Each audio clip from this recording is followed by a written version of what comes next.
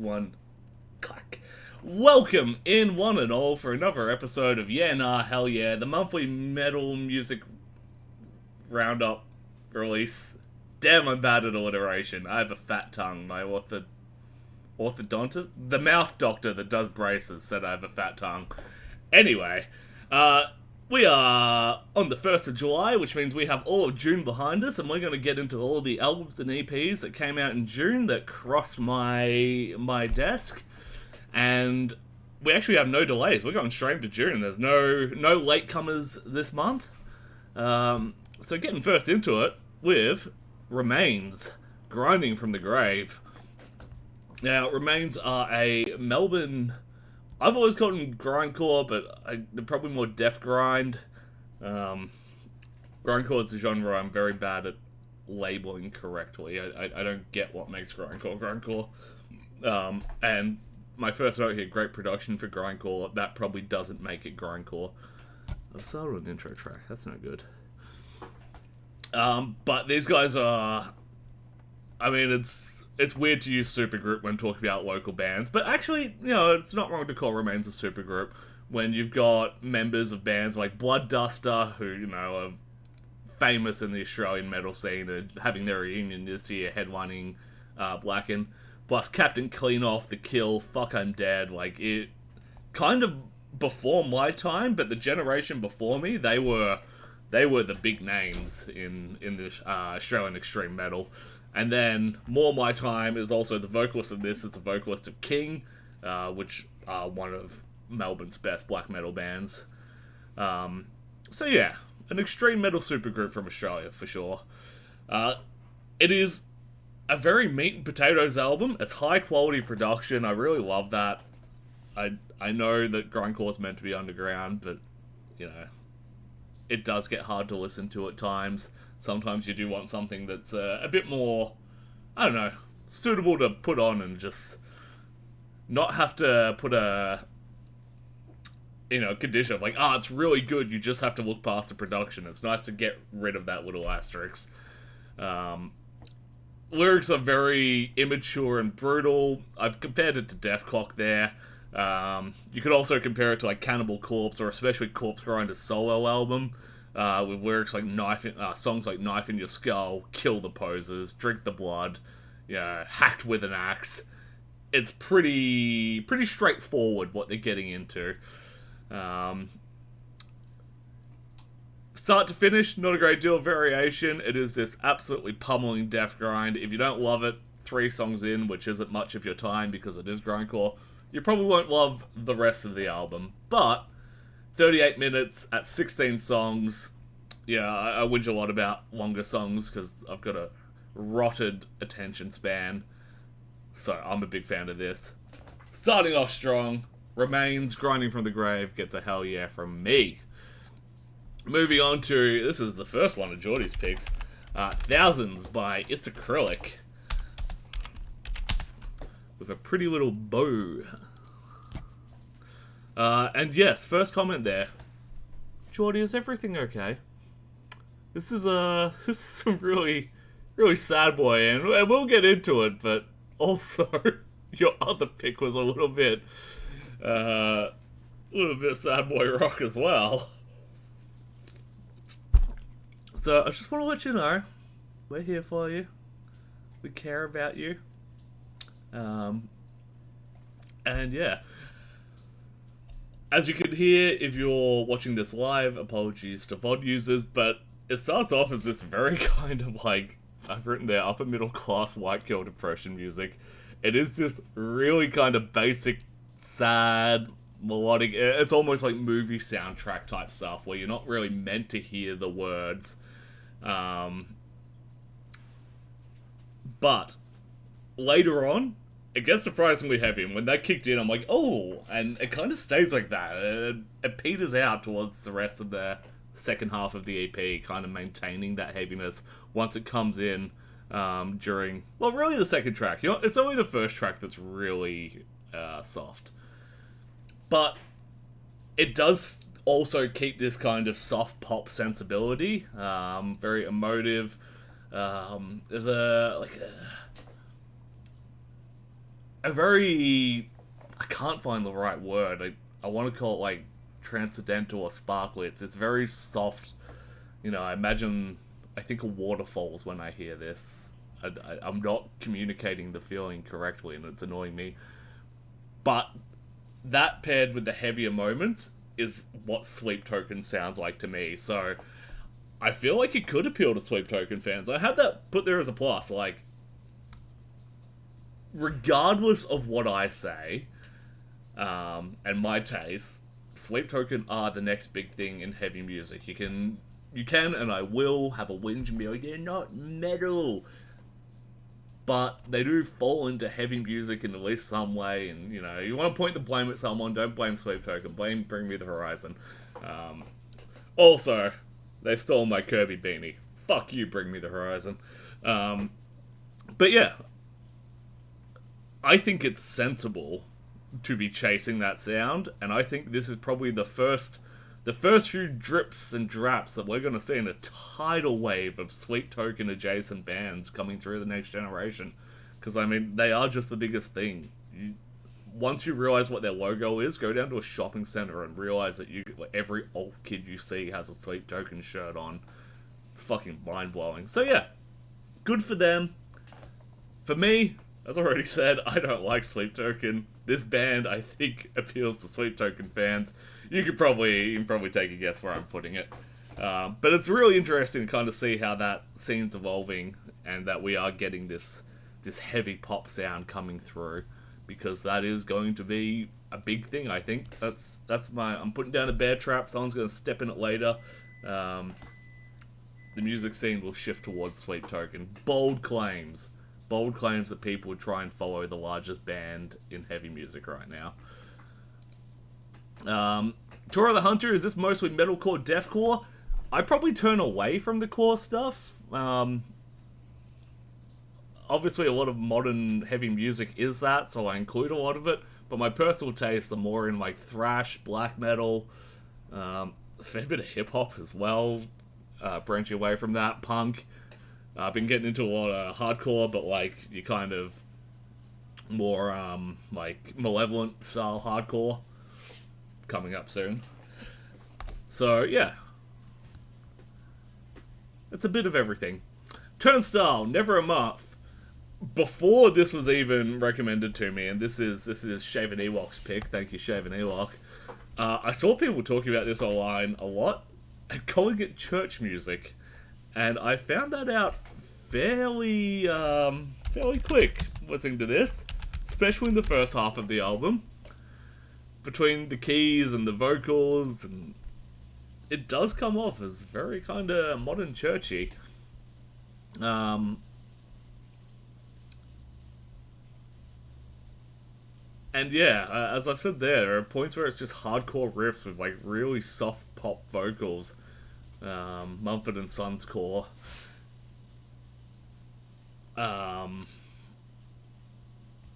It does pick up in the later half, but it doesn't stay good, and it's a weird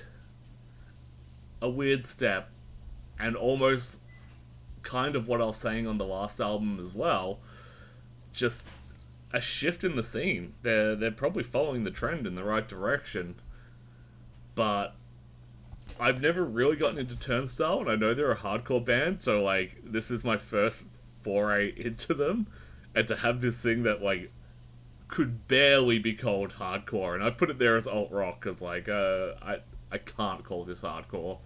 It's got the riffs in places, but it's mostly not that. So interesting to again see that shift towards more pop centric heavy music. But for me, it's a yeah, nah.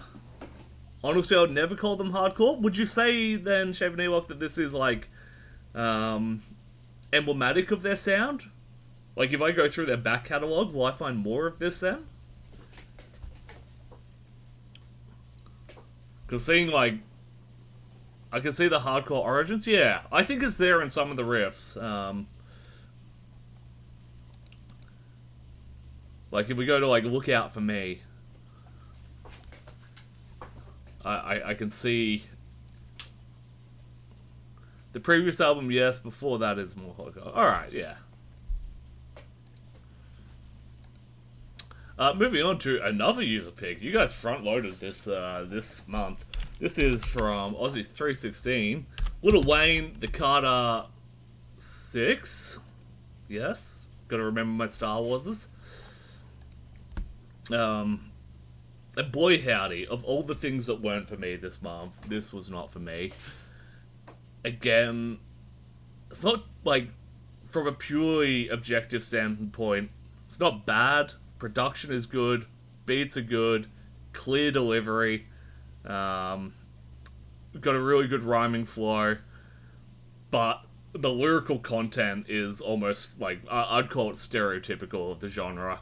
It is drugs, money, and girls. It's, yeah.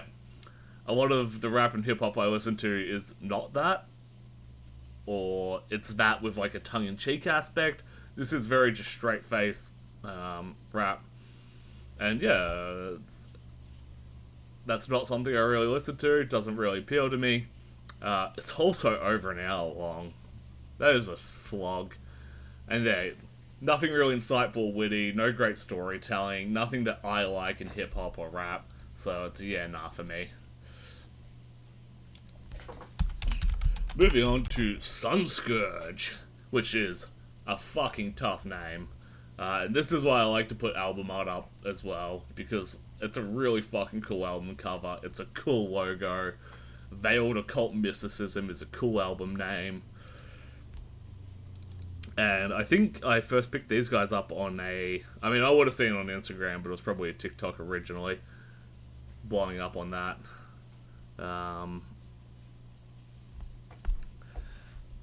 But it is a very vocally intensive deathcore album. And I know some people like that. Like, those real, like, Lorna Shore, like, I'm trying to think of other bands, but yeah, Lorna Shore comes to mind when I think of really vocal-centric deathcore. And this is that dialed up to 11. I don't even know how the vocals breathes. I don't think this is a live performing band, so they probably just, cut the vocals. But if they can do this live, then that's really impressive, frankly, because I don't think there's a lot of room to breathe in it. It's a shame that so much gets lost behind those vocals. There is, like, really cool synth sitting behind it, some decent riffs, but this constant wall of vocal noise just means none of it cuts through, and none of it gets a chance to shine, and it's not unique because of that. It's really hard to be like, oh, I like that moment of that song, because everything's just a fucking wall. It's like a very structured noise album, almost. And because of that, it also drags on. Without the variation, it just kind of becomes growling, and that makes 30 minutes go on for fucking an hour. So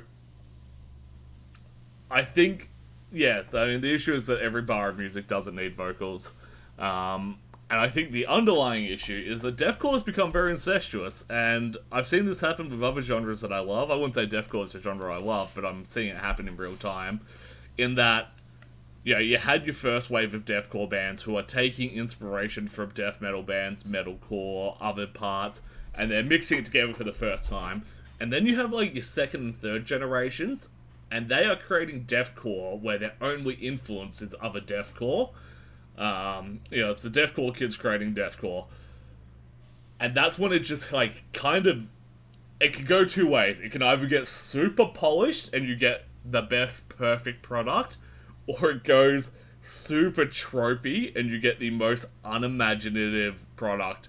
It's almost like a revitalization of crabcore, but at least it sounds good production-wise these days. And I feel like that's why I'm putting a lot of deathcore these days in the yeah nah. And like I've seen it happen, black metal, thrash metal, death metal's just been doing it for years, where it's just people repeating stuff that's already been done in the genre, kind of cutting it apart, putting it together in new pieces, but it's nothing new, it's nothing interesting. So that's why I'm giving Sunscourge a yeah nah. It's a shame, because they've got other songs on other albums where they do kind of throw in a bit more pizzazz and pulled back the vocals a bit. It does shine, but yeah. Unfortunately, if you just go all 11 all the time, you don't leave yourself a room to breathe. Moving on, though, and taking it back to our beautiful shores, we got King Parrot with A Young Person's Guide to King Parrot, which is a weird album name and a weird album cover, but I don't hate it, and I have been burnt out on King Parrot recently, so I wasn't expecting to like this, and maybe that's why I enjoyed it. I don't know if it is a return to form, or if it's me taking a long enough break from something that you've burnt yourself out on and coming back and be like, oh yeah, either way, the feeling's back. And, you know, just, I feel like I'm listening, probably not to their first album again, that was something really special. I don't think they'll ever capture that lightning in a bottle, but definitely the second album, where you've got that expectation of what they are, but they still managed to put out interesting music. And I feel like the lack of chaff is why they've kept it interesting.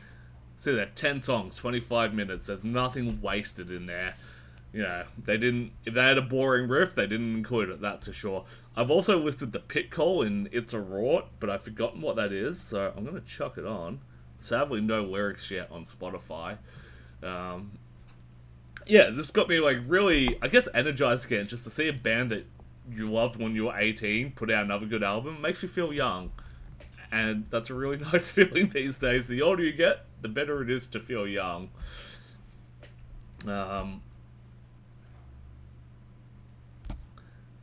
Look, it's taken a while to get to it, but apparently It's a Rort has a very good pit call. So, go check it out in your own time. Short review for a short album, it's a hell yeah from me. And look at that, local kind of grindcore adjacent music. That's what it is. A new Australian band across my purview is Battlesnake. And I don't know how I've been sleeping on these guys. I think it might be their image. They have this kind of, I don't know, they almost dress like how you expect King Gizzard to look or something. Even weirder, actually. They dress like priests. It's quite bizarre.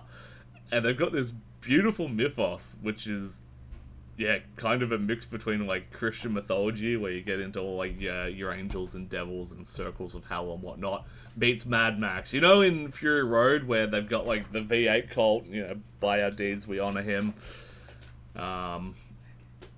This is very much in that vein. So, I don't know who commissioned this for me specifically, but this is for me specifically.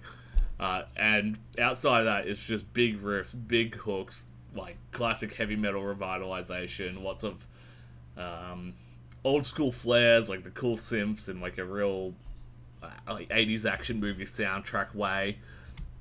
Reminds me a lot of King Gizzard and the Lizard Wizard's heavier material, and you know, when they do stuff like Gila Monster, it really fucking hits, but then they have all the miss. So it's cool to have a band that's just the hit. It's like you take just the good parts and put it in its own thing. These guys have just come back from Europe, so they appear to be blowing up. Really highly recommend this. I'm just gonna spoil it. My album of the month was Malevolence. It was never going to be anything else. But these guys absolutely got robbed by Malevolence. If it wasn't for Malevolence, I would be telling you all to go listen to this. And I am still telling you to do that. Really, check out Battlesnake. It's just really fun in the same way that, like, a triple kill is really fun. There is full care in the music, but a lot of fun with everything around the music. So, yeah, Battlesnake, Dawn of the Exultants, and The Hunt for the Shepherd. Get on it! It's a hell yeah, obviously, if I haven't gassed it up enough. Now, this one is a weird one. I don't listen to a lot of underground death metal. I just don't naturally glue to death metal. Some do, some don't. Oop.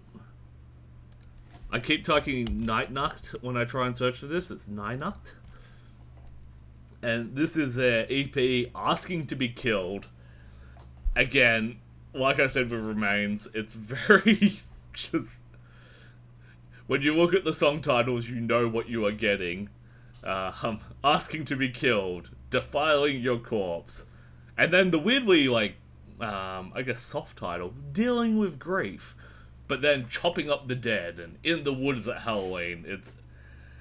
It's so straight faced. Like if anyone else did this, I would assume it's tongue in cheek, but death metal is just so stuck in its origins that it feels fully straight faced. This is a serious song about being in the woods at Halloween and killing or dying. Musically, it's nothing special, but it's that kind of thrashier sound of death metal. Bands like Nunslaughter, which I believe is how this came up in my release radar. So I like it, but I wouldn't write home about it.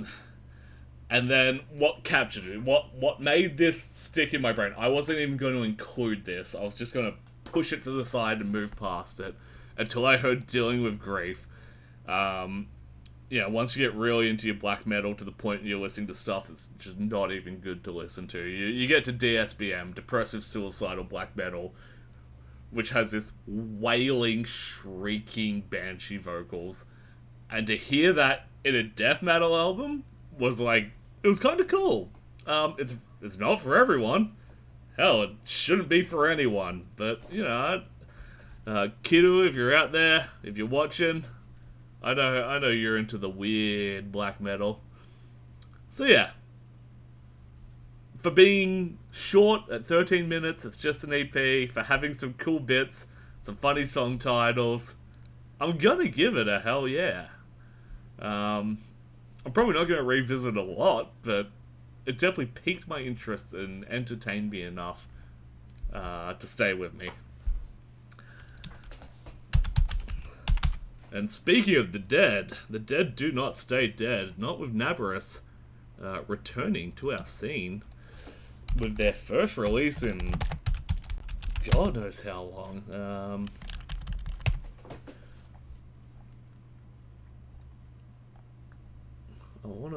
Do they have a Metal Archives? They do. I know Metal Archives gets iffy about who they include. First release since 2018. That is a bit of a hiatus. But obviously, the big thing happened over that. But still, local legends, Naberus returning with a sound that I remember them being more like thrashy groovy. It's definitely more melodeath now, more polished, I think, than it's ever been. It almost has this, I'm beginning to call it the monolith effect, where, certain studios and certain producers have their touch, and, we've given Jordan Fish a lot of shit for that kind of pop metal sound, with Bring Me the Horizon and Poppy and stuff. On the Melbourne scale, it's Chris Themalco, and he's got a real nice polish. But it is so polished on this, my first guttural reaction was, this is Orpheus Omega at home, but Orpheus Omega is already at home.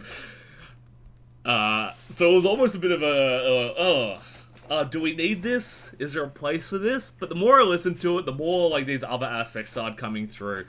And I really started to get this Fear Factory style industrial quality. Maybe I'd been talking about Fear Factory the day I listened to this, so maybe it was just front of mind. But yeah, later on in the EP, you start getting these like heavier industrial metal parts.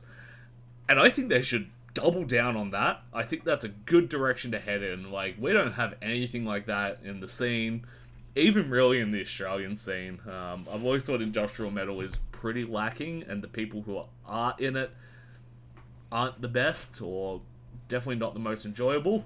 So yeah, I think it headed in a really nice direction. Started a bit weird, headed in a really good direction, and I think they should keep that going, like, on their career. I think that should be their trajectory. Double down on it. Be the next Fear Factory. But it's a hell yeah from me. Congratulations on the fine return to form. I think they already had their EP launch for that, so I'd say go out and get to it. But, go to the next show if you're in Melbourne. I know most of us are, but we've got some new faces here, so, yeah, sound off. Tora, Rob, if you feel like doxing yourself, let us know where you're from, and what cool metal's coming out of your area, because we're mostly Melbourne, Australia here. Moving on, this is Geordie's other pick, Bent. Boy howdy, was this annoying to search for. I did get it eventually, but like, there are a lot of bands called Bent. I did appreciate that the first track was called Gaviscon, and I was literally having heartburn issues as I put that on. It's, you know, as you get older, your body falls apart, and now I have to have Gaviscon when my chest hurts. Ugh. I'm sure the 7 Pepsis a day is definitely not the reason. Anyway, I was looking for a Gaviscon, and Gaviscon came on my playlist. Hell yeah. And then I got a bit more bile rise up in my throat, because pop-punk bands, eh? You don't need to sing like a pop-punk band, alright? You're not American. I don't want to hear the, "Where are you? And I'm so sorry." Stop doing that. Stop that accent immediately. Just sing normally. But once I got over that, I didn't mind it. As I've written there, if it was a little bit heavier, I'd call them the All-Australian Rejects. They do have that kind of All-American Rejects vibe to them. Lyrically, it is so shallow. Yeah, I called It's Acrylic like sad upper class white girl depression music. This is sad middle class white boy depression music. Tinder fuckboy riff. So every time I tried to get into it, the vocalist would say something dumb in a whiny voice, and I'd be like, "Ah, damn it, I was that close." And yeah, ultimately it feels like a worse version of the Smith Street Band, and the Smith Street Band are already famous for having a pretty bad vocalist. I love Will Wagner, but I'll admit, his vocal style is an acquired taste. So to have an even more acquired taste version of that, it's hard to stick with it. But the songwriting's not bad. I think there's clay here. There is clay to be molded into something better. Also, apparently the singer's a wrestler in Brisbane. Not a name I recognise, but apparently the singer is a wrestler in Brisbane. But if you're into your pop punk, if you listen to a lot of pop punk, this might be for you. It's one that I'd give a soft recommend, but a yeah nah for me. And that's probably the first one I'd give a soft recommend to. I think those first 4 they're all yeah nahs. But this, you could do worse. So maybe, if it's your thing, get bent. Just a little bit. That's a fun band name for telling people to get bent. Let's bring back telling people to get bent. Let's bring back Bart Simpson insults. Have a cow. No, don't have a cow. Get bent. Moving on, because I'm rambling. I Saw the World's End by Sigh. Or its proper name, I Saw the World's End, Hangman's Hymn 2025 re-recorded. Because it is a re-recording of the 2007 album Hangman's Hymn, which I believe also had a subtitle on it. Because this band apparently loves their subtitles. Scroll down their catalogue to 2007. Nope, I've gone past it. Yippee! No, looks like they might have taken the old version off. Oh, you can Google that one. Anyway, Sigh, I don't know how I'd missed this band until they came out. I want to say last year, it might have been the year before. They played like one show at the Bendy. It was almost like a test for an upcoming tour, which has since been announced. They are coming this year, and boy fucking howdy am I keen, because these guys are just mind-blowing phenomenal. This is a band that the first time I heard it, my reaction wasn't even to enjoy the music. It's like, I've got to show this to people. Like, I can't enjoy this alone. More people need to know about this fantastic band. And it's almost got that like chaotic energy that folk metal has, but without folk metal. If you take all the folk out of a band like Trollfest or something, what you're left behind is just this amazing avant-garde extreme metal, where it's frantic and, you know, jarring at times, but it's still really well composed and structured. That it doesn't feel bad; it's deliberate. Also, normalize bands re-recording old material, especially in black metal. There are so many awesome black metal albums that were recorded in like 1999 on a fucking Motorola in a shoebox. And if they could all just be like, yeah, actually, let's just crank out that one in the studio and polish it and re-release it, I would love that. Boy howdy. But then obviously if that becomes too popular, people start touching, you know, things that are already perfect. So, you know, we've seen it in video games, we've seen bad remasters and good remasters.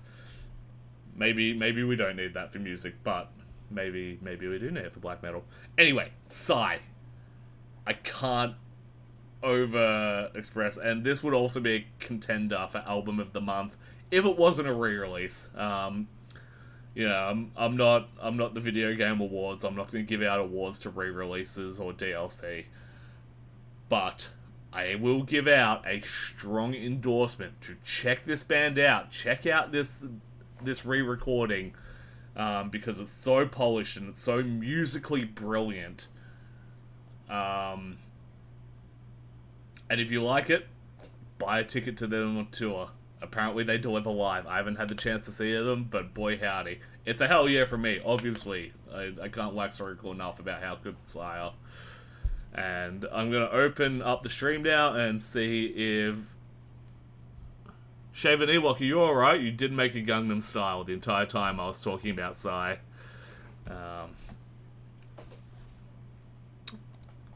Is what it is, I guess.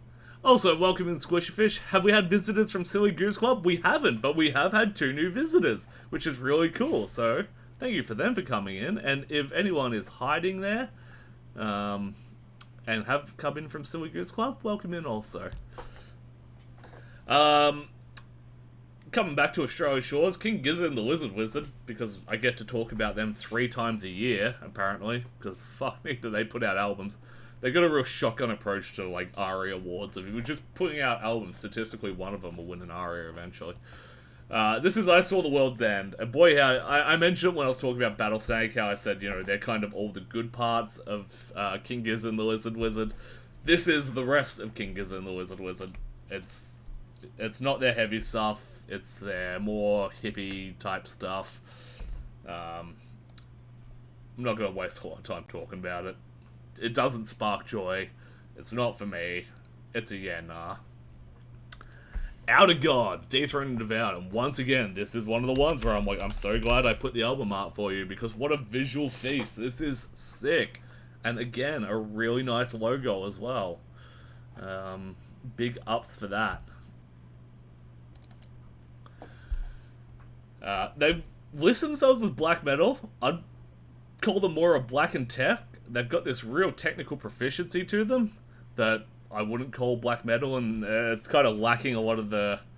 I mean, this song might be a bad example, but it's lacking a lot of that, like, signature tremolo picking. Tremolo?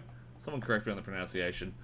But it also does have the intensity of black metal, and because of that kind of black and tech, but, you know, through a black metal filter, I would compare it to Portal, except this is so much more structured and produced. So, if you've ever tried to get into Portal, because, you know, why wouldn't you? They're a legendary Australian extreme metal act, but you're just turned off by, like, all the fucking black metal production of Portal, try Outergods. It's pretty fucking cool. It's extremely intense. It almost suffers from what I said about Sunscourge earlier as well, in that it's pretty, like, turned up to 11 the entire time it's on.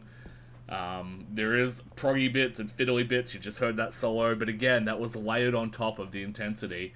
And I think some variety would really, just really improve it, really make it pop. It's hard to stand out when you're doing 11 all the time, because, in this imaginary dial, you can't go to 12. And if you can't go to 12, you can't properly hook people. You can't write a good hook if everything's going all the time. So it's a real negative for me for how full gas it is. It does start strong, stay strong, end well. But at the end of it, I'm like, well, I don't remember any of it. Because it was fucking 45 minutes of just intense guitar and screaming vocals. So I've got to give it a yeah, nah, because at the end of it, like, there was no memorable riffs, no memorable segments, besides the outro, which we just heard. It's a shame. And for some people, that might be a thing. Like I said, if you're into, like, a Portal or something, but you'd like more polished, really recommend checking out Outergods. But I just wish they'd give themselves time to shine. Give their technical proficiency time to shine. And not just wall of noise it. And welcome in Penny Lane as well. But fuck me, that's a cool album art. Moving on to Hard Anger by Agabas. Which I believe is a Norwegian word, so it's probably not pronounced so caustically as we do with our consonants in the English vernacular. But this is called Hard Anger, and this is a really fucking weird one. This is death jazz. Geordie, maybe this is you're into death metal. And I've had a extreme metal jazz crossover size hole in my heart ever since Shining, the Norwegian Shining, not the Swedish Shining, stopped doing their blackened jazz, and they went to a really, like, industrial pop sound. It was a weird shift, and I didn't like it. And they left this hole in my heart for extreme metal jazz. And funnily enough, they've actually helped fill it because they feature on a song on this album, which is how it came up in my release radar. So I saw it, I'm like, oh, it doesn't look particularly metal, and like Shining haven't been metal for a couple of albums now, but I'll give it one shot, and it's exactly what I wish Shining still were. It is a really good balance of the structured, intense riffing of death metal, and then breaking it up with jazz's chaos, and that's kind of what I've been talking about in the previous albums of, like, they're not breaking it up, it's just all the time. This is like, hey, here's some really cool extreme metal shit, and now we're gonna fucking slam on the brakes and do a bunch of weird jazzy shit, and we're gonna put fucking, like, trumpets and saxophone over it. Super unique. It's almost like I think I'd spend a lot more time with this in a month where I didn't also have a new Sigh album to listen to. While they're not one for one, they kind of exist in a similar space of avant-garde extreme metal. But yeah, if you are jazz orientated, or you've just never dabbled in such a thing and want to check it out, I really recommend this. It's a really enjoyable album. And you can act a bit hoity-toity and be like, oh, I'm listening to jazz today. Twirls mustache, sips overpriced cocktail. I once had someone at my old bartending job, when I told them I was going to a metal show, they're like, oh, I didn't think you'd like metal. I'm like, what do you think I like? And they're like, I don't know, jazz maybe? And I'm like, I look like a jazz fan? I don't know if they meant that as an insult or a compliment or just a statement to this day. But anyway, I like jazz. It just needs a bit of growl to it. It's a hell yeah from me. A pleasant surprise, to be sure. Moving on, sorry I do not have any more pixels to offer, but I could not for the life of me get a high quality image of this fucking album cover. This is Unrecognizable with their EP designer execution. It's a slam album. If you listen to slamming death metal, you know what it is. It's particularly bouncy, like stylized by its like bouncy riffs. When done well and given a really thick but clear bassy mix with bands like Autopsy, it's probably the most fun extreme metal genre. but quite often they will write those fun riffs and then give it like an old school death metal mix, like this, where it doesn't really cut clear just how like bouncy the riff is, and the vocals are this kind of guttural like gurgle, that like, yeah, goes into your gore grind style vocals. It's got a large fan base, that genre, but it all sounds the same. So if you like slam, you'll probably like this. If you don't like slam, or you think slam needs to be a bit more polished for you to enjoy it, you probably won't like this. I didn't like this, but I do like the theming of the album. It's called Designer Execution, and we've got song titles like Balenciaga Flesh Suit, and Gucci Guillotine, and Montclair Massacre. So bully for them for sticking to the theme at least. So yeah, nah, sounds like a gurgling toilet. And I cannot find a high quality image of this band. Low quality image for low quality vocals. Moving on. Hey, low quality, no, that's mean. Alestorm. Alestorm is hard to listen to. It's that friend from high school who went off the deep end, and you really want to see them succeed. You keep an eye on them. You haven't deleted them off Facebook because you're like, if they can get back to their glory days, which might have been too early in their career, that they could really be onto something. But instead, they get caught up in group chat leaks, and you have to distance yourself a little bit. Anyway, their, like 8th album in their career? I probably should have written that down. But very late in their career, Alestorm are still very much glued to the pirate shtick. And it's kind of weird, like, normally you see a lot of thematic bands loosen the theme this late in their career. I mean, they've been going for, 21 years now of Alestorm. That's crazy. What have we got? 1, 2, 3, 4, 5, 6, 7. Yeah, 8th album. And, well, yeah, no amount of pirate treasure can save you from creative bankruptcy. It is a shame. There are really good riffs in this album. And individually, there are good, like, segments. There'll be a good chorus or a really good verse line. And even a couple of whole good songs. But much more what I'm finding is a bunch of good parts just kind of mashed together. It's almost like cutting room floor scraps. Where you have like a really good verse, and then it'll hit the chorus, and the chorus is just this really generic piratey thing that doesn't like match the story that's being told by the verse. And they used to be really good at like storytelling through song. But now they're all over the shop, like they're just not putting the effort in, or they've lost the touch. What I do like is, compared to the last album, maybe the album before it, they had this kind of like random Rick and Morty improv humor type stuff in there. I did not hate it. It felt like they'd really phoned it in. They've dialed that back. That's a plus. And yeah, The Storm feels like first 2 albums. Goblins Ahoy feels like middle albums where, before they really fell off. But boy howdy, if I was this late in my career and, people were starting to say, hey, maybe you're not as creative as you used to be, I wouldn't try proving them wrong with a 17-minute song. Because, like, these guys can't write a good 3-minute long song more often than not these days.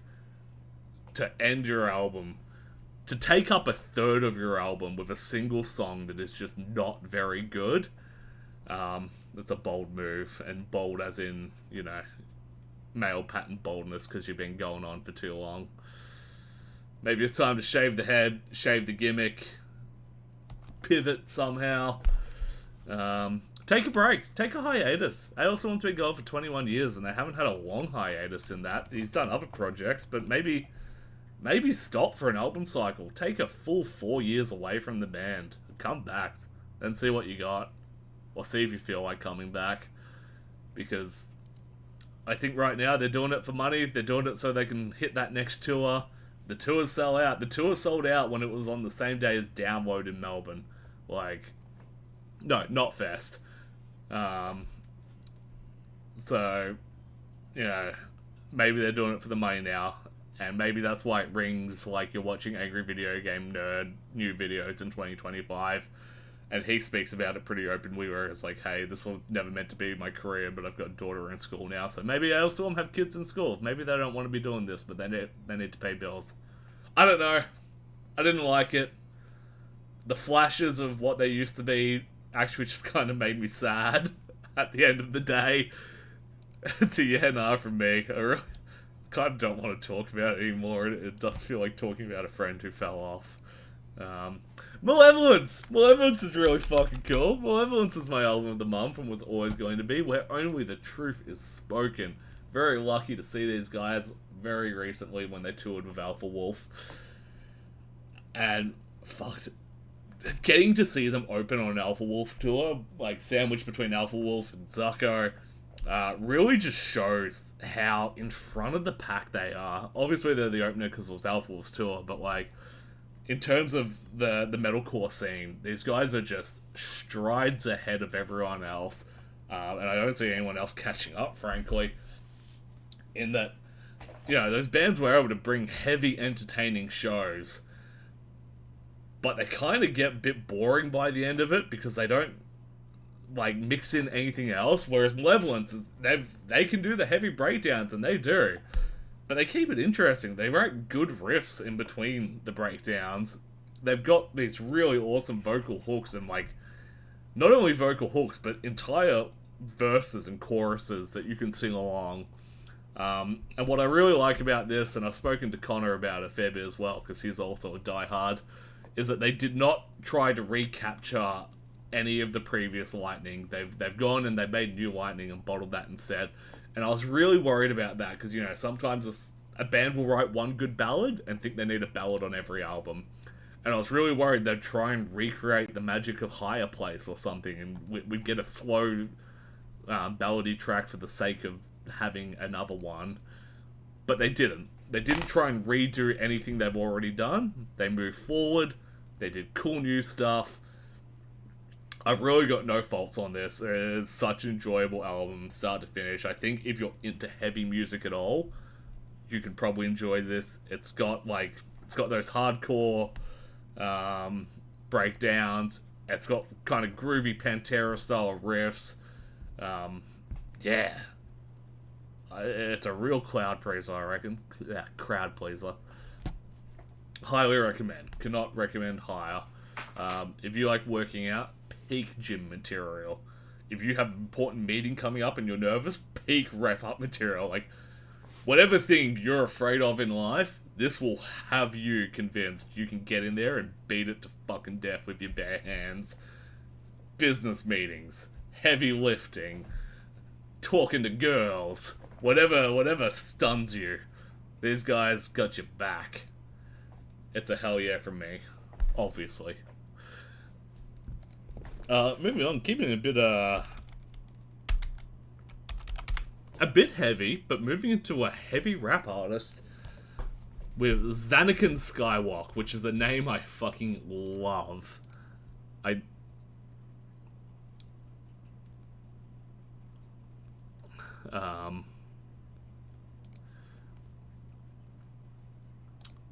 Where is this album? EP. Yeah. A name I absolutely love. When I first saw it, I immediately just, like, added it to my queue because I'm like, fuck, whatever this is, I want to listen to it. I do like a good upbeat electronic beat, kind of club beat in hip-hop or rap. Really draws me to things like The Streets.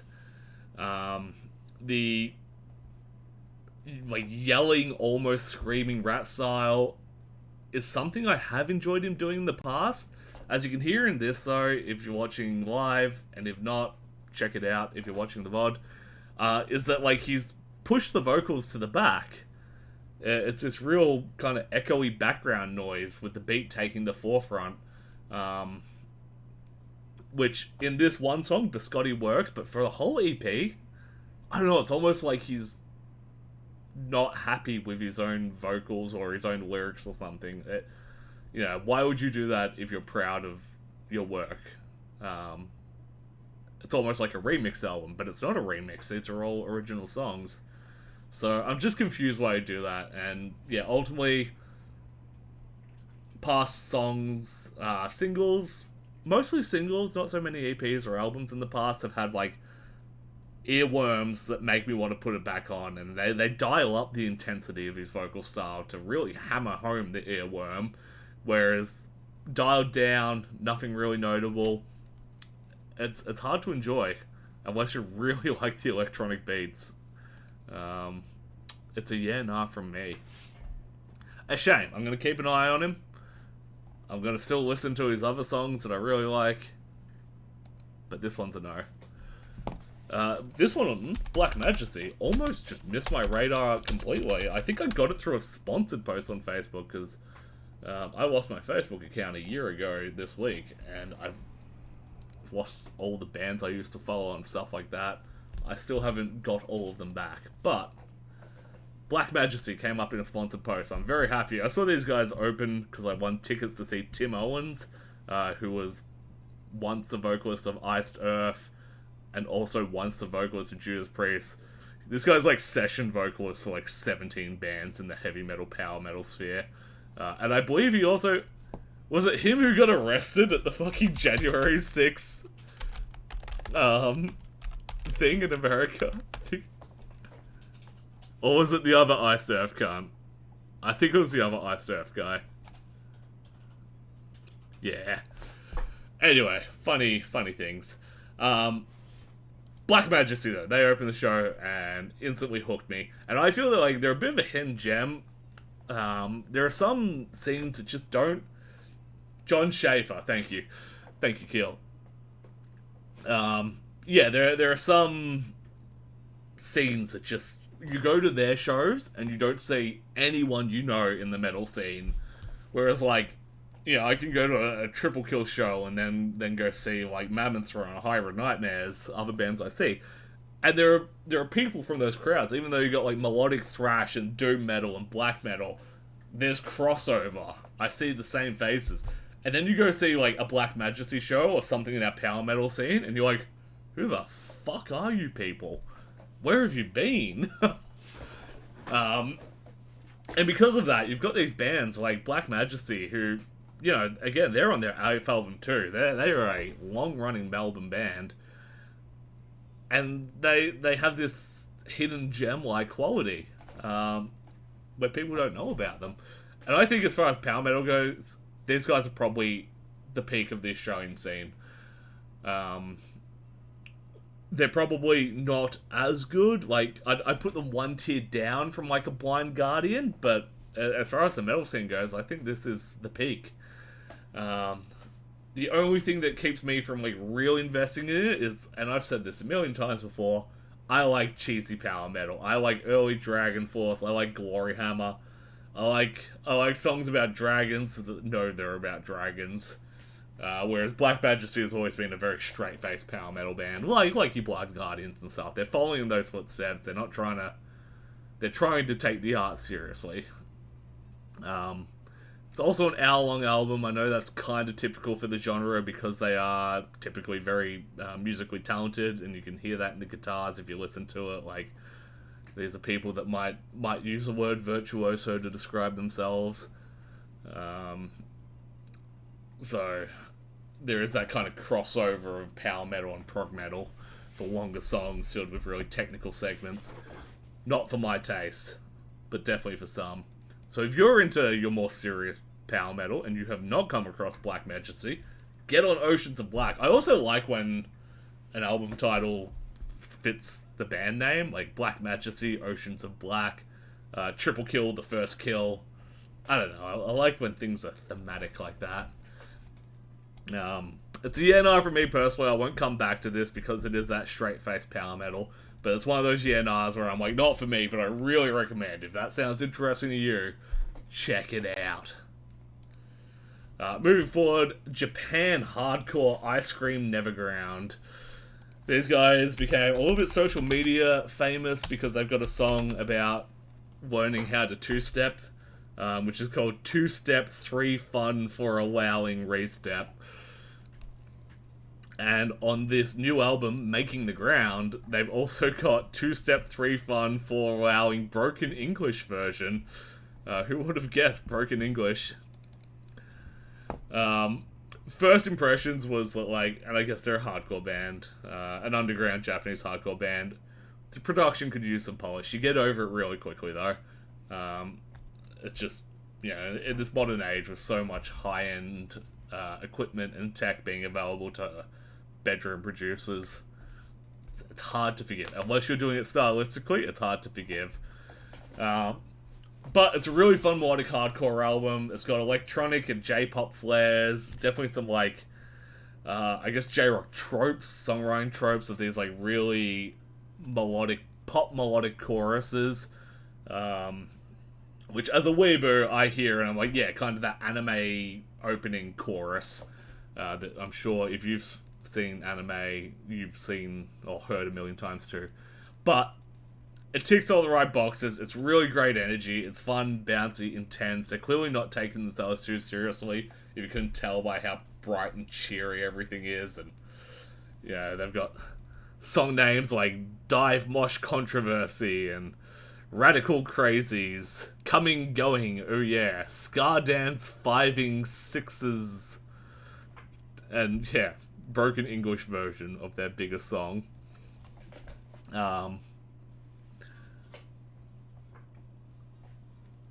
It is absolutely two-stepping music, and it's their gimmick now. They are the Japanese two-stepping band. Because of that, a lot of the riffs kind of blend together, and because it's all in Japanese, I don't really remember many of the lyrics. But I still think it's really fun.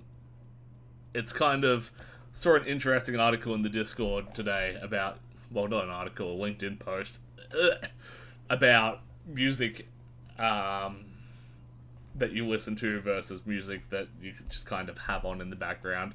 This is probably hardcore to have on in the background. But I put hardcore on in the background. I do the dishes to it, and then when a fun bit hits, I'll chuck a little two-step in the kitchen. Chuck a little boog, have a little dance. It's good fun.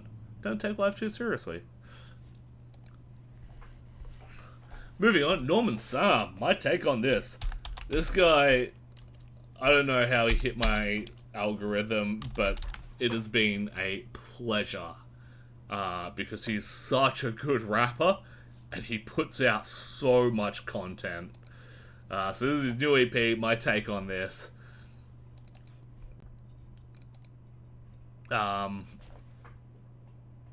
He does something that I think really draws me into some artists like Seth Sentry, where he uses a lot of pop culture, and it's hard, because doing that dates you, but also, if you're targeting a certain demographic, it can really nail home.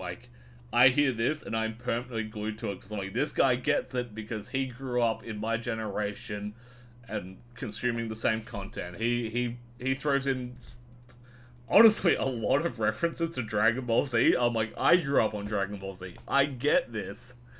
But he also does it very naturally. It doesn't feel cheesy or forced or something. It's clear that's just how he thinks. He views the world through a lens of the media that shaped him. And on top of that, he's just got such a beautiful way with words that pour out of his mouth and are enunciated so clearly that you don't miss lines. The only time you miss something is when it's a clever double entendre and you go back and re-listen to it, and you're like, oh shit, now I get it both ways. Really satisfying to listen to for that. The only thing I didn't like on here was a song called Mosh, and I kind of liked it first because it's a bit crazy and loose, and it's got this yelling and stuff. Kind of what I was looking for from Xanakin Skywok. But then on multiple listens, I'm like, actually, this is just a bit unhinged, not in a fun way. It's hard to listen to, and it's right in the middle of the EP. So it's 3 great songs, chaotic yelling, and then 3 more great songs. Bit weird. It's a hell yeah from me, though. If you like rap, if you like hip-hop, really, really recommend getting on Norman Sann. I reckon he could be big in the future. I think he might be big on TikTok, but I'm not on TikTok because I'm old. See? I'm bold and old. It'll happen to you.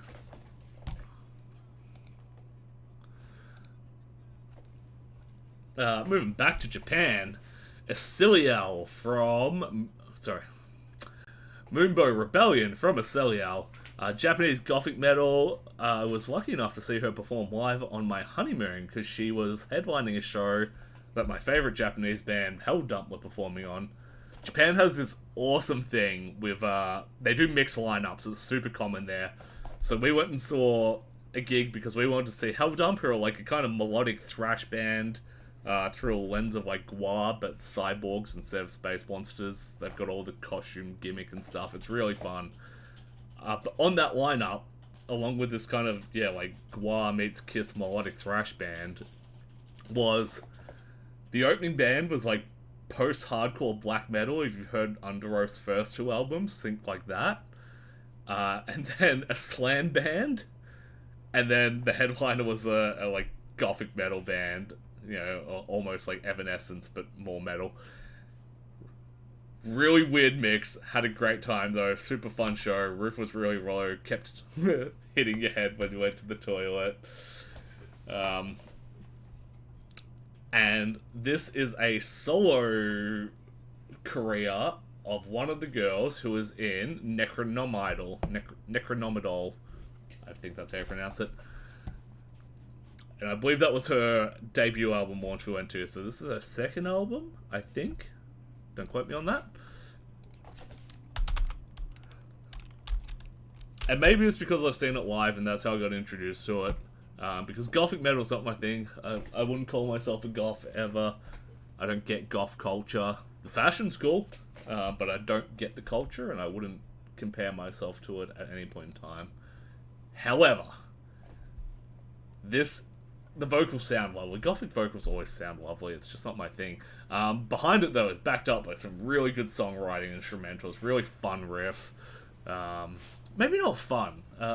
Passionate, I guess.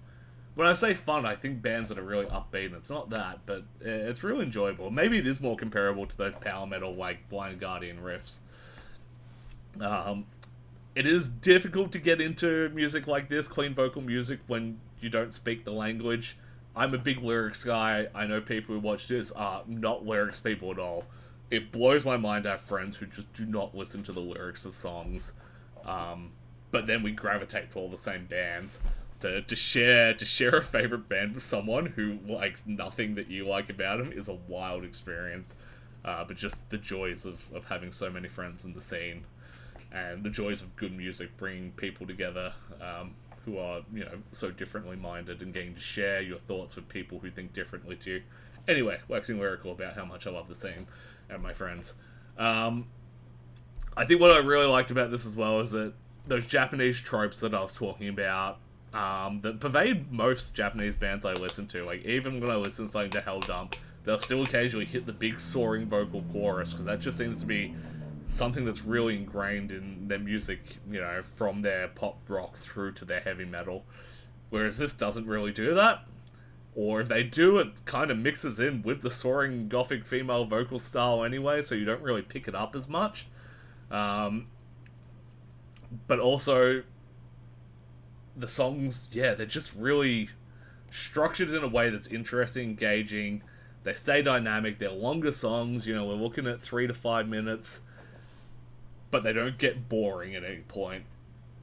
And that's why I think I'm really loving it, and why it kind of sits as an exception. You know, whereas I don't typically like the genre, to find something in it that I do like, because it is really interestingly written, makes it stand out even more. You know, it's a diamond in a rough, as opposed to a diamond in a diamond when I find, like, a cool thrash metal album.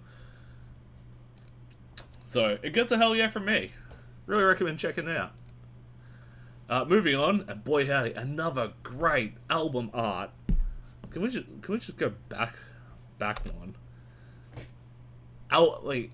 Outergods, Oceans of Black, Remains, Sigh, Malevolence. There's so many good album arts this month. Fuck, I love a good album art. Never skimp on album art. And yeah, Heaven Shall Burn did not. So this came up in my release radar. I don't follow them, but they have Jesse Leach from Killswitch on one of their songs. And maybe that's why I was thinking of Killswitch while I was listening to it, but it does feel like that kind of original metalcore Killswitch Engage style, you know, before it became really well-polished breakdowns, and it was still that kind of raw mix of metal and hardcore. It feels like a throwback to that. It's a longer release, 17 songs, over an hour. That is the Spotify version, which I think might be a bonus edition version. I think the default version might have 13, but hey, that's just what's on Spotify, so that's what I'm working with. And because of that length, it does have cool moments, some cool lyrical hooks, some cool guitar hooks, but they're really thinly spread. I'm like, when I'm looking at the songs I liked, it's, you know, song number 2, then 5, then 8. Yeah, you're not even back-to-backing. Because of that, you're not really remembering it. It feels like an album that had its moments rather than, you know, something that impressed and stayed impressive. And by the end, it's dragged on so much that I'm bored of it. And I'm kind of waiting for it to finish. So, yeah, all in all, it's good. And if you like that early metalcore sound, you'll probably love it. But for me, who's, you know, only kind of adjacently a fan of it, yeah, it's just too much. Drags on.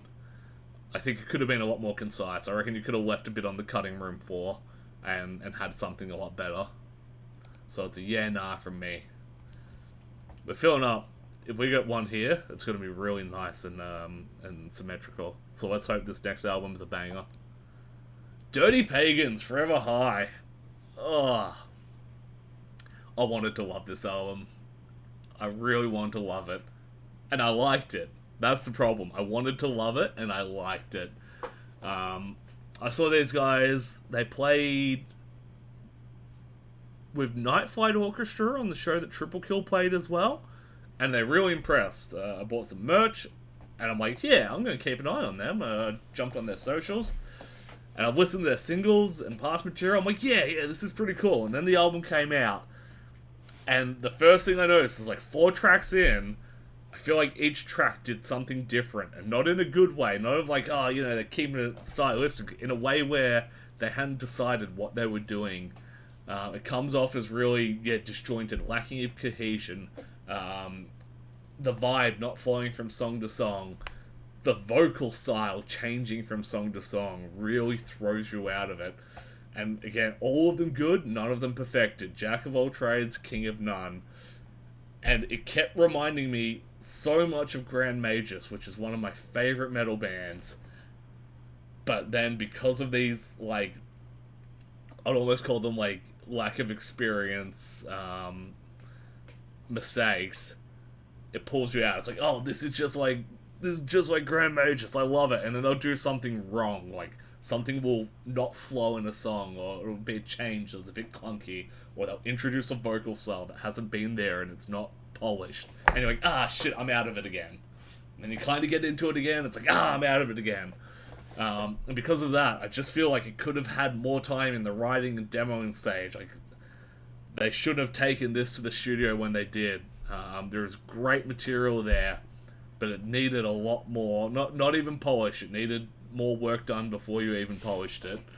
It kind of feels like you've got, 3 or 4 good things happening at once, and then you've chopped them up and layered them. And it hasn't worked. It's not riff lasagna, unfortunately. So yeah, what I'm left with is a good album from a band that could deliver a great album. And that's almost worse than just having a good album that, from a band I expected nothing of. And I tossed up so often, and I re-listened to it. I'm like, is this a hell yeah or a yeah nah? I rarely do. I get torn on 1 or 2 things every month, especially when it's like something that's just not my style, but I think it's really proficient. But this one really, really hard to decide. And I guess what ultimately sold it was me is at the end of listening to it, I listened to it again because I was trying to tell how I feel about it. I never went back and went like, ooh, what's that song? I want to hear that song again. And when I was like done and I've moved on to another album, at no point did I be like, man, I really want to hear, you know, a song from this album again. So unfortunately, it gets a yeah nah from me. But I'm gonna keep an eye on this band. I think they can get it. I think the next one will be the banger. I think they just need to, focus a bit. Lock in. And then, a very late entry, this is only today, I finally caught up on everything, and that's why I hate when Tuesday falls on the 1st, because I am reviewing up to the very last minute. Shadow of Intent, with their album Imperium Delirium, which is a really fun album name to say. Again, very cool album art. We got this big green glowing alien king, bunch of dead headless people with swords. Reminds me of what was that game I played? Not Scorn, the other puzzle horror game. Anyway, reminds me of that. It's something I'd see in that. And I know I try to avoid deathcore because it's just not for me. I always say no, and boy howdy did I upset some people in Silly Goose Club today by saying I didn't like Volatile Ways. I'm sure they'll survive without me and their fan base. But this one, I think, keeps it varied enough, and it avoids that, like, making everything intense all the time. And then by scaling back, they're able to use their other elements, like their symphonics, really well, and use it to drive the song. Let them take the lead at times. And it feels like, I know a lot of deathcore bands use, like, symphonic elements, generally via keys. Like, they'll have a keyboardist with symphonic sound. It's almost like an accessory. It's complementary to the music. You could backing track it if you really want. But these guys, they really lead with it at times in a way that reminds me of, like, Karakan Gran. And I think that's that real fucking difference maker. It's not an accessory. They're proud of it. They really swing it around at times and say, check it out. We got bitch and symphonics. And we're gonna let them lead. We're gonna stop screaming for a second and scale the guitars back. I did make a comment about the mix. I'm still not 100% sure if that's a me problem. I just feel like at times things aren't cutting through properly, or like the wrong instruments cutting through. Like the drums will be really at the forefront of the mix when they shouldn't be. And it sounds far away. Like the vocalist was not close to the mic when they were doing the vocals. And maybe they're shooting for cavernous, and that's what they've done as a stylistic choice, to make it sound a bit more echoey. But I don't know, it kind of threw me at first, and I don't think it was coming into this from another album with a different production, because I came into this from a podcast, but maybe, I don't know, I got past it, is what I'm saying. It was weird at first, I noted it in my notes, but I got past it, and I'm now not sure if I'm gaslighting myself. I don't know. You be the judge. But this is probably the most refreshing deathcore I've heard, and it's got this kind of like tech death element to it, and I think it goes back to what I was saying earlier about, like, you've got an incest problem in the genre where there's too many deathcore bands who are listening to deathcore because, they're writing deathcore and all their influences are deathcore, and they're just kind of repeating what they've already heard. Whereas, listen to this, and with all these, like, great symphonics coming in and all these technical, like, tech death elements coming in, it doesn't feel like these guys have only listened to deathcore. It feels like they've listened to a wide array of music and then went, alright, how do we filter this through our lens of deathcore? It's really good. I probably won't come back to it because it's not my style, but I had a lot of fun listening to it. There's going to be one or two tracks I take away from it. This one in particular, Mechanical Chaos, I think just is really well structured in that, like, it has the heavy breakdown element, it has these vocal lead, it has a symphonic lead, it has a guitar lead, it has intense drumming, and they all get their time to shine. It's really well crafted like that, and I think it really embolizes what the album's doing right that so many other deathcore bands aren't doing right. So Shadow of Intent gets my final hell yeah for the month, and obviously I've said it a million times already, Malevolence. Go listen to the new Malevolence album, please. But that rounds out the first half of the year, and looking at what we got here, it's been an eclectic taste so far, where we've got, starting off with Patriarch, kind of Eastern Orthodox Church black metal, Dream Theater, the goats of prog metal at this point, anti-cult, black metal, black and roll, then going like completely other direction with Nightlight, with this kind of pop metal, more focused on the pop than the metal, but you know, Overboard, sorry, Barracuda, Overboard, Disco Rock, and then Malevolence, fucking big groovy riff, hardcore. So it's been a really good first 6 months, I think. A smorgasbord of treats to eat from. I'm really happy with how the year's shaping up. I reckon I'm going to stick on this Malevolence album.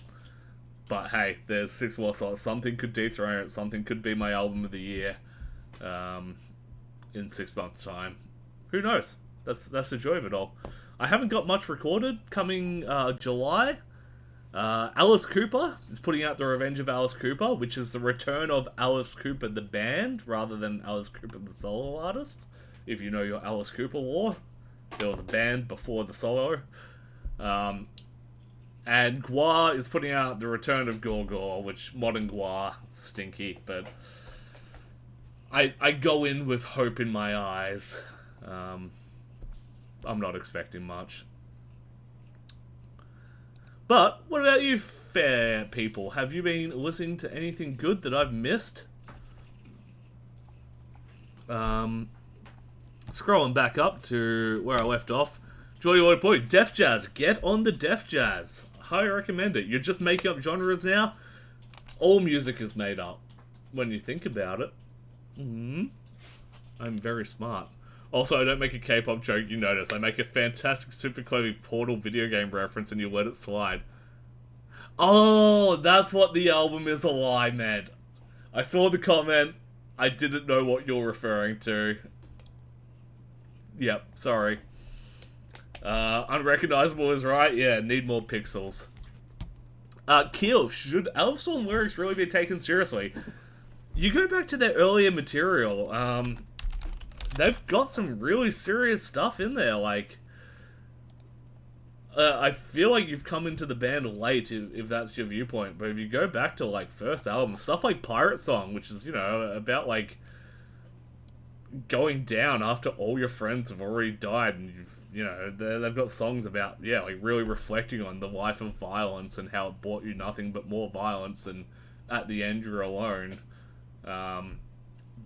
Plus, their songs just kind of took on a lot more, like, instead of, ooh, silly, whimsical adventure, it was more just like, yeah, we're going out there to, you know, hunt treasure and kill people and monsters.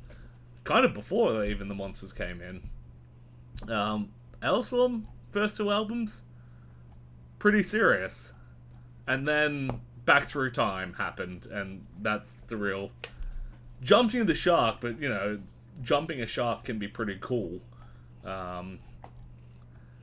It was probably... It's always hard to draw a line in the sand. Probably Curse of the Crystal Coconut, which is only the second last album.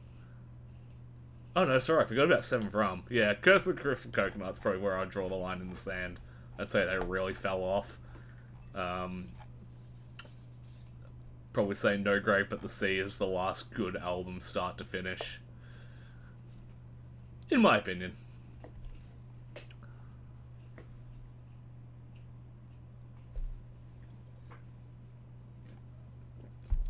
Shaven Ewok, do I have to claim... No. Unless you've been on the Xannies. Have you been on the Xannies? Do we have to call you Xanakin Ewok? The Capital Raid? Yeah. If you can call it that.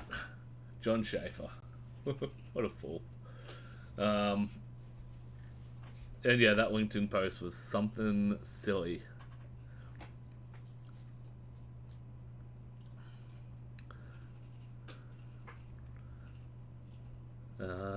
Yada yada yada. You're Zanny free? Sorry that you're out there raw dogging life.